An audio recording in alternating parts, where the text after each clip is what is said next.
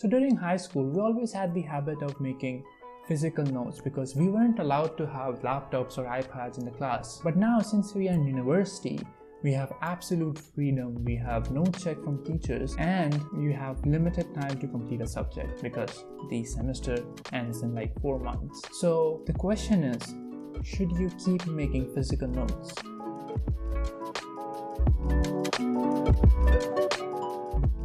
This video is sponsored by Amber. Stick around the video to know how you can book your room near university campus for cheap. Hello everyone, my name is Fazan Jabir and I'm a computer science student doing my degree from University of London. I've been meaning to make this video because I've recently shifted from making physical notes to digital notes, and I tried Notion for that, and like everybody else, I fell in love with it. Writing handwritten notes in the first year of the degree, well, it was fine in the start and it was fine in high school, but I always had this feeling that I can be productive elsewhere and my time can be utilized somewhere where it is needed the most. And yes, this thought is absolutely right, because you can be more productive somewhere else than just making notes and getting behind work. Does that mean that making notes is useless or making notes on a paper is useless? So let's just go ahead and compare the digital and the physical notes. So let's just go over the pros of paper and digital notes. So paper notes, well, the most apparent thing is that you're engaged, right? You are a little more focused because you have physical interaction with the paper, and you believe that you can comprehend the content better because you have been doing it for a really long time. And when you're in a live lecture, like you're sitting in a class, the professor is saying something and you can instantly jot down whatever he says on a piece of paper. That's how we all have been doing things. But what about digital notes? First of all, they're faster. The typing speed is obviously faster than the writing speed always, and they're cleaner because then you won't have to bear your awful handwriting, and it is more accessible in the long run. Why?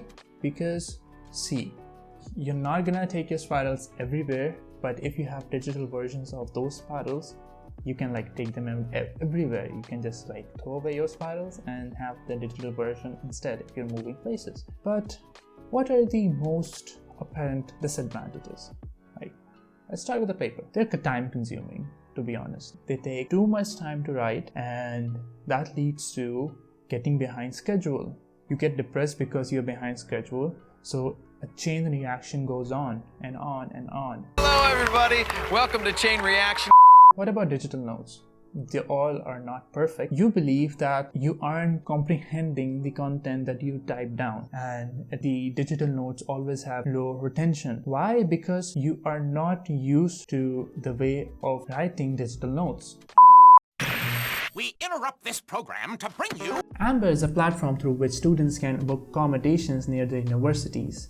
As South Asia's largest student accommodation provider, they are currently operational in 100+ cities in Australia, Europe, and the United States, with more than 20,000 listings on their platform. Students will have a seamless booking experience with Amber. You can choose from a wide range of options according to your preferences, including to low to high budget options and flexibility in size of the property. Amber also provides students with the round-the-clock, free and personalized assistance on each step of the way. They're also offering free cancellation and relief from visa-related uncertainties. So no visa, no pay. Amber executives will be with you on every step of the way. They will also take care of all the cumbersome paperwork, including the lease agreements. You can also find out more about your home away from home with live viewing sessions and their on-the-ground property experts. So head down in the description below to book your first home away from home through Amber.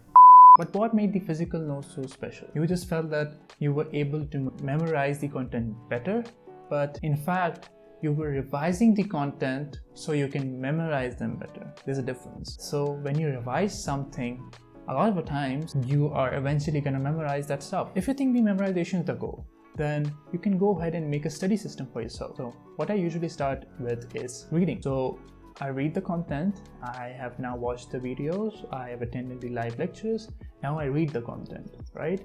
I read the content, I go through it, I skim all over it, and then I go ahead and understand the content. I try to understand what it means and contact the teachers if I have any issues, because understanding is the key. Right now you shouldn't write anything, like except for the class notes you're taking, like small notes. Then you should go ahead and practice those methods. Like I do coding, so whenever I learn something new, I go ahead and practice those new things that I've learned, because that way, now that you understand, now that you have practiced, you can go ahead and write. Because now when you will write in your own words. You won't be just copying it from Wikipedia or any other website, which is not bad. But again, you will be like, you understood everything and now you have naturally memorized the whole stuff that you had to do. The last thing, you practice. You practice, and then you revise. When you go over the notes, just revise them. Because if you just close the book or you just close your laptop and you don't ever look at it again, you're gonna forget whatever you wrote, even if you understood or not. Revising is the key. And if you revise your digital notes and the way you revised your physical notes, you're gonna memorize the thing the same way as you did while you wrote the physical notes. It's really important to have a really smooth shift from physical notes to digital notes, because you have been doing that for a really long time and you should ease your way into a new system that you're going to make for yourself. The best way you can start is by making short-handed notes in class, which means bulleted notes on paper. The second step would be to take easier subject and start studying the way you want. Now, studying doesn't mean writing notes. Just understand the subject, you read the content, you skim over it, and you practice it. And then when you come to the step of making notes, you do it digitally. See, now that you have picked up an easier subject, it will have smaller, concise, and short notes because it's an easier subject. And when you will do this for an easier subject, you will realize that how less time consuming the note making process is digitally. Then when you get used to the idea and your brain accepts this way of learning, go ahead and make notes for the harder subjects and the ones that required more time. And you will then definitely see the difference that your time will almost be cut down to half and you'll have more energy to do other tasks. Now, talking about which app should you use for note making. Now, I always use Notion to make my university notes, and I always recommend it to people when they want to make notes for university. Most of its functionalities are free to use, so if you are an average student who doesn't want to pay for note-taking apps, then this is the way to go. You have a lot of customization available. You can get free online templates for stuff. You can just go ahead and drag and drop pictures into it, which I always do when I want to take the snippets of PowerPoint presentation. And if you want me to make a Notion tutorial, just comment down below.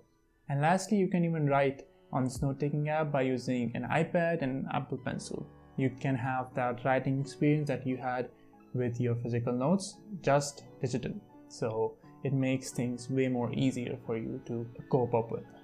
Just a side note, this might not work for everyone. Not everyone has that one method of studying, right? But you can certainly try, and if it works for you, it's pretty great. Then comment down below if it was a successful mission of going into digital notes. But if it doesn't work for you, just don't beat yourself, because everybody has their own way of studying, own way of coping, and own way of learning things. And we have been making physical notes, which has its own realm of advantages. But for me, as a CS student and who wants to save time when he make notes and I have to complete my projects, so it's better for me to make my notes digital, because I am able to save time, I am able to learn better, and I focus on coding more than making notes. So that is one of the biggest advantages for me, and many people doing computer science will relate to it. And most of the times I don't even make notes, I just refer to the student notes that are already made, and they are also typed down, they're also digital notes. So I try to find ways to cut down the time that I take to study, so I can practice more, so I can understand fast, and I can practice all the things that I've learned in my degree.